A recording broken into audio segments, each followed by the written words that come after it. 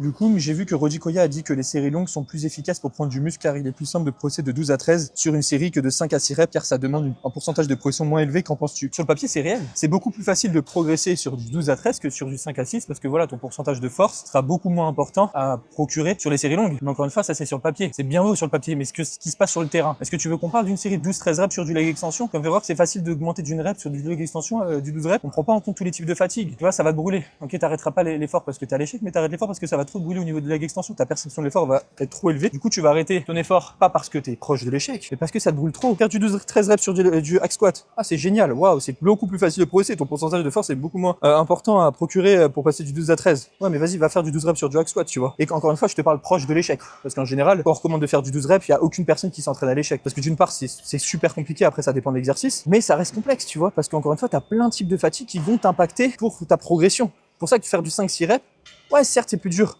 Mais du coup, t'as pas tous ces facteurs limitants que tu vas voir. Là, je viens de faire du 4-5 reps sur du leg extension. Aucun facteur limitant. Je suis bien, je suis pas essoufflé, j'ai aucune brûlure musculaire, je me sens bien pour ma série de travail et je performe. Alors que si je me faisais du 10 reps, c'est impossible, je peux pas faire du 10 reps. Ou alors tu vas arrêter l'effort, pas parce que t'es proche de l'échec, mais parce que t'as d'autres facteurs limitants qui vont t'impacter et qui vont faire en sorte que tu arrêtes ton effort bien avant. Là, tu sais, on parle souvent terrain. C'est pas du terrain, là, c'est juste de la théorie sur le papier.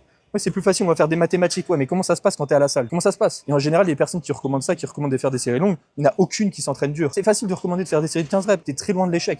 C'est normal que tu peux te faire des 4 séries comme du Nassim Saïli. T'en as 3 où tu te brasses de l'air et la 4e, elle est stimulante pour toi. Normal que tu peux faire des séries interminables. Donc voilà, après, c'est juste, ça, je suis énervé. Récupère ton programme d'entraînement gratuit, lien dans la bio.